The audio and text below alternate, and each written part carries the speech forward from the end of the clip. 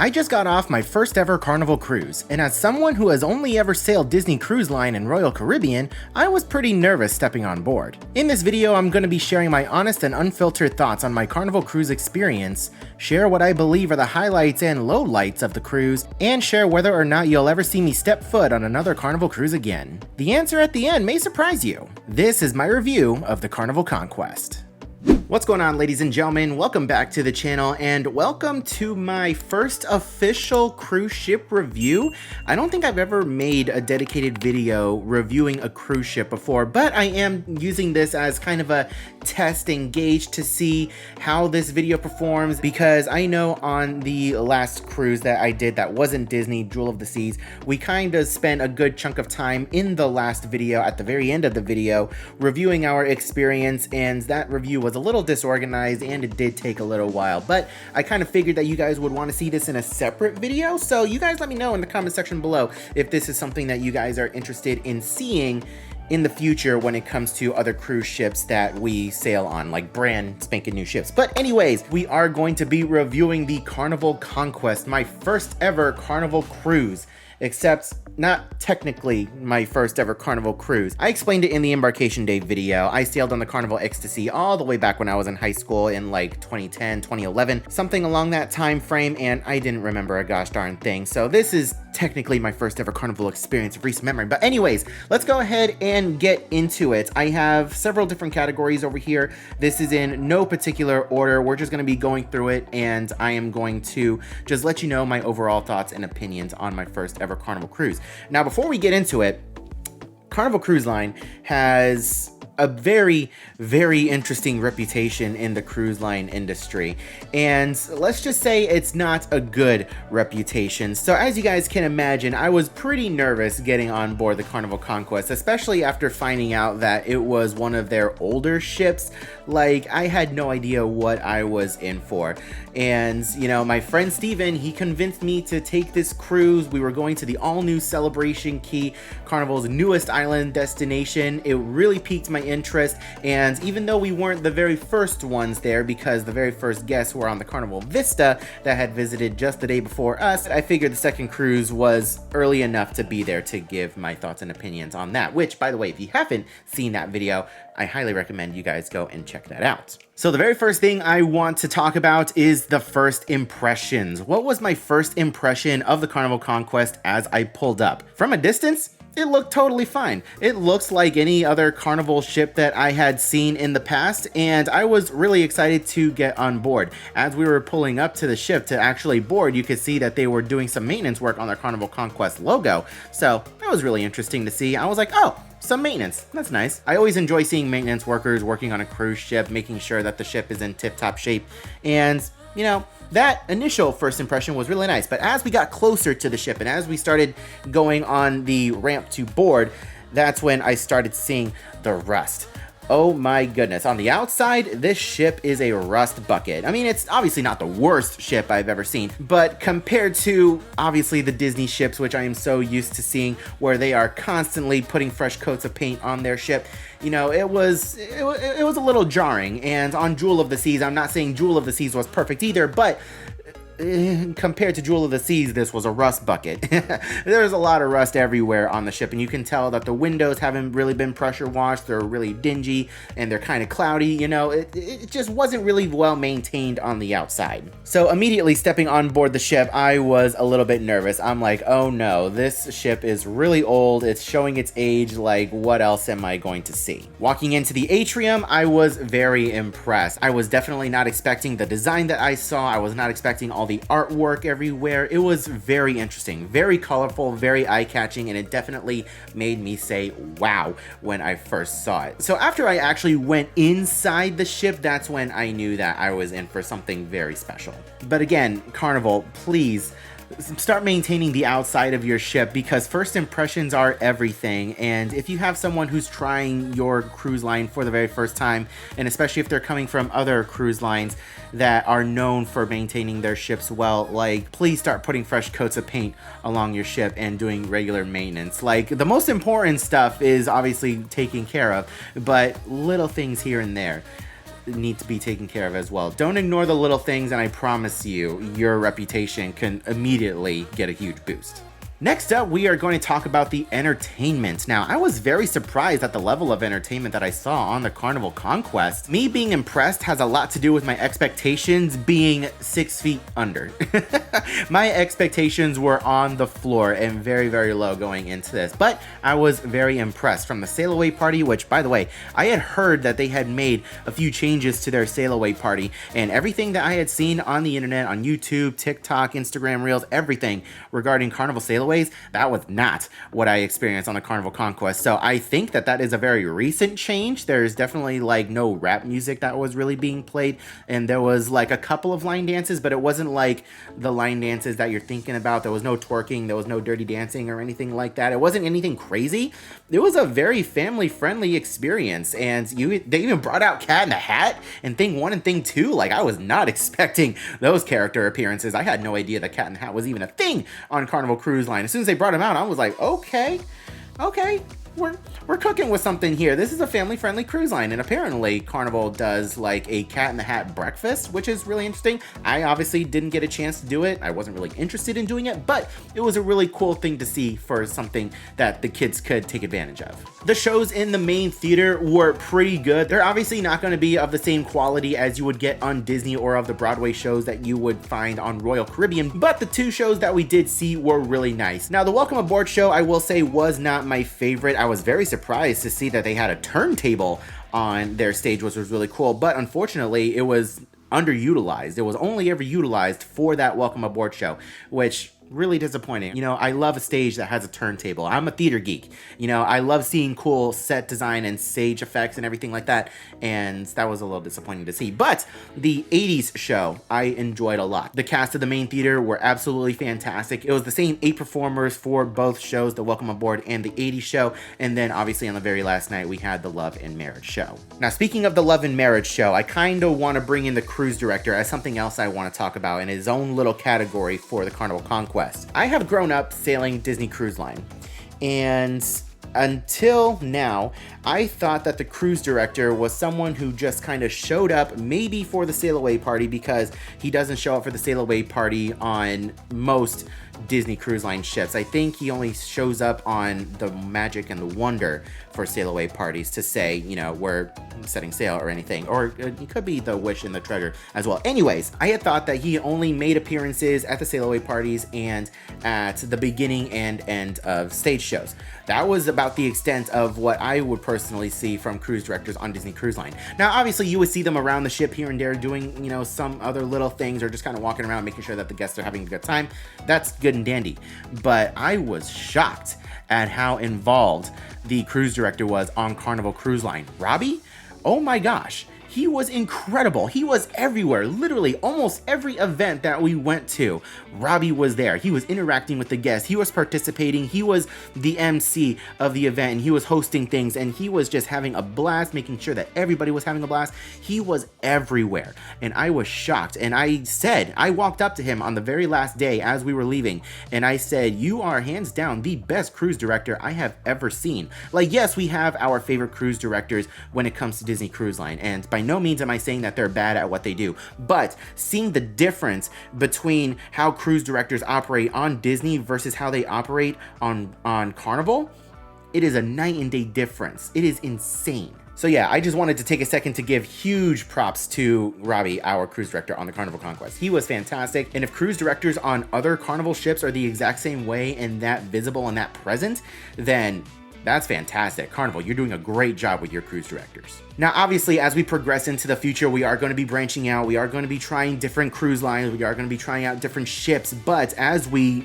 try out these different things, I'm going to be paying more attention to the cruise directors on these ships and on these different cruise lines to kind of compare what the cruise directors do and how visible they are, if that makes any sense. And I'll be including cruise director critiques in my reviews as well. But right now, 10 out of 10, no notes for Robbie on Carnival Conquest. All right, now let's get into the food. The food, again, my expectations were on the floor when it came to food on Carnival Cruise Line. And you guys saw from the videos, I was so impressed and blown away by the quality of food that I had in the main dining room. And not just the main dining room, but the quick service locations as well. More specifically, Guy's Burger Joint, unfortunately, we didn't get the opportunity to try every quick service location because we were only on a 3-night cruise. And especially with me on my GLP-1s, I can't be eating too much food. So Guy's Burgers was the one thing I wanted to really try. I had it on the first day. I loved it. I was impressed by it. Whenever I go on another Carnival cruise, I will definitely be making Guy's Burger my first stop when I get on board each ship. Now, as impressed as I was with the majority of the food that I had, not everything was all that good. If you guys watched our videos, you guys know that the food in the buffet was just okay. It's very similar to stuff that you would find on the main dining room menu. Obviously, not everything that you have on the main dining room menu is going to be represented at the buffet, but some of the more popular items are going to be there. So if you do decide to go to the buffet, you can have a much more leisurely experience. And unfortunately, the food in the buffet is not the same quality that you would get in the main dining room. And also, I have to give a dishonorable mention to the barbecue place right above the Lido buffet. It was not good. But again, if you guys watched the video, we went 5 minutes right before it closed, so maybe we didn't give it a fair shot. But if I ever do sail on the Carnival Conquest again, I will make sure to go nice and early or in the middle of the day while they're cycling through meals or food to try and get some fresher food. And based on the comments section of my last couple of videos from the Carnival Conquest, you guys seem to also agree that the food in the main dining room on Carnival is pretty good. And I was shocked to find myself saying that a lot of the food was a lot better than what I would find on Disney Cruise Line, which is fantastic.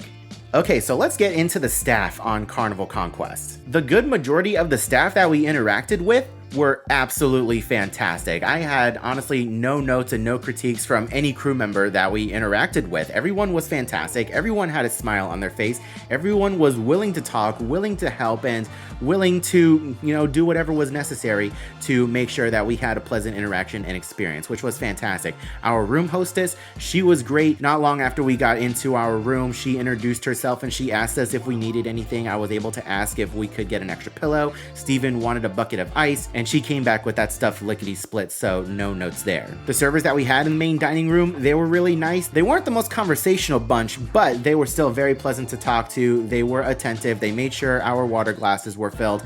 They served us well, and they did what they needed to do, so that's always a good thing. An average to decent experience is always better than a negative experience, in my opinion. Now, I don't exactly know how it works on Celebration Key. I don't think any of the crew members from on board the ship really go off and work on Celebration Key. I think the staffing from Celebration Key is all people that live on Grand Bahama, but everyone that we interacted with on Celebration Key was fantastic as well. We loved each and every single person.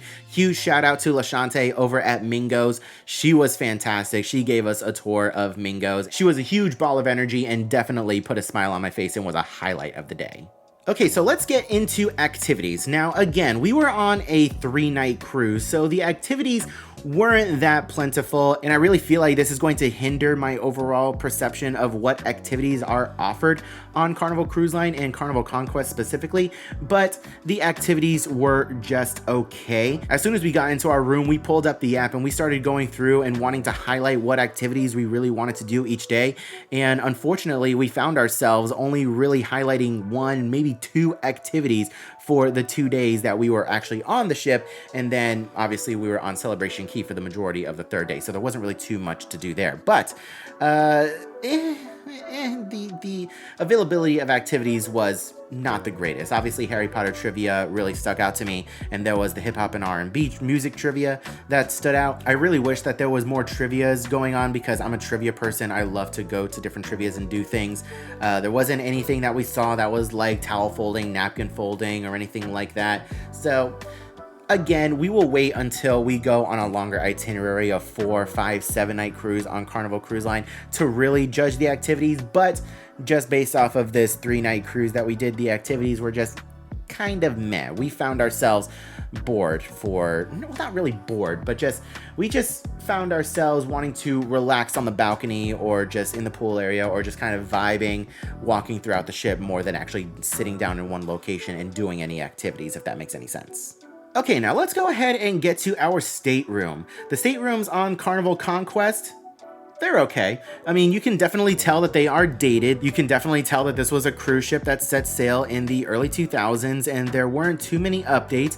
By no means is it the most dated stateroom I've ever seen, but it also wasn't the newest and greatest as well. The color palette of the room definitely showed its age, unfortunately, and the bathroom looked really dated, but my initial first impressions of the room were fine. The beds were surprisingly comfortable. The pillows were great. Storage for a 3-night cruise was adequate, and I feel like if you were on a 4 or 5-night cruise, the storage would be adequate enough as well. We didn't really utilize the cooler in our stateroom, so I can't really speak too much to that, but I think the biggest downside to the stateroom is the lack of outlets. There was one singular outlet, and then you have the one European outlet, which thankfully I have an adapter for, which, you know, we have in our Amazon shop. You can click the link in the description below to check that out if you want to see all the gadgets and stuff that we use in our videos and cruises and stuff. But yeah, there's only one outlet, one European, and then there was a couple of USB-As on the nightstand with the lamps. So that made things a little bit difficult, especially for two vloggers with a lot of equipment, a lot of cameras, a lot of things to charge. It made things a little challenging, so we had to share the outlet at some point. So hopefully, if the Carnival Conquest ever does go into a dry dock and goes through a refurb, like an extensive refurb, then I definitely feel like they should add at least one more outlet into the room just to make things even. And last but not least, guys, we're going to talk about the overall cleanliness. Now, I kind of talked about this when I spoke on my first impressions of the Carnival Conquest, but the overall cleanliness of the ship was not the greatest. So obviously, you guys saw in our first video, as soon as I stepped into the room and did my room tour, I did the dust test on the paintings above the sofa, and you could see the layer of dust that was on there. That's never a good thing. You need to pay attention to those hard to reach spots, because especially as someone who has a minor dust allergy, I'm very susceptible to dust if there's enough of it. I don't know if other people are the same way or if that's just like a general thing, but yeah, you can't leave dust like that sitting in a stateroom. That's just not a good look. And if you're leaving dust like that in a spot like that, then what else is going to have an issue in the room, if that makes any sense? You know what I mean? Obviously, there was the issue of rust everywhere. Going out on our balcony, you could see that there was rust all along the railing. The wood panels on the floor weren't that great on the balcony. The furniture out on the balcony was definitely aged and dated. And then you go up to the pool deck, and again, the wood panels on the floor and going up the stairs and everything, it was a mess. It looked gross. It looked dingy, like it hadn't been pressure washed in a while, or even washed, period. The cleanliness on Carnival Conquest is unfortunately not the best. Now, again, most of this applies to the outside areas of the cruise ship where it looks really bad, but inside, in the regular guest areas, it looked fine. You know, I didn't notice any glaring issues. I mean, to be fair, a good chunk of the walkways on the ship aren't carpet, and I didn't notice too many stains or anything, so that was okay. But yeah, and oh god, okay, so let's talk about the muster drill area. So the area where we did the muster drill, that's apparently a crew area. I really should have talked about this in the first impression section, but that little hallway, that little deck on the outside where I guess, again, it's crew only, rusty, dusty. It looked really bad with all the cables running along the ceiling. Like, why are you gonna put guests in that area? Why are you gonna have that be one of the very first things that your guests see as they get on board the ship? Not a very good look, a terrible first impression for getting on board any cruise ship. I really wish that they would either maintain that area or move your muster drill stations elsewhere. Like, I know that's not possible. I can read the comments now. I know that's not possible. Like, that's where they need to load the lifeboats from in case of an emergency, but still, you need to spruce up that area because that looks horrible. So again, the ship overall on the inside was nice. I loved the interior design and the decorations and everything, but the overall cleanliness of the ship was just not there. But with all of that being said, do the good things about the Carnival Conquest outweigh the bad? I believe so. You know, I went on board with low expectations and with an open mind, and I still ended up having a fantastic time on board the ship. Everyone that was on board the ship was there to have a good time. You could definitely tell that it was a party atmosphere. It's only a 3-night cruise. It was dirt cheap. So everyone there was just there to party and have a good time. And I definitely got the vibe from not only the guests on board, but the crew as well. The crew definitely know what these people got on board the ship for. So the guests are there to have a good time. The crew are there to provide a good time. And I overall had a good time.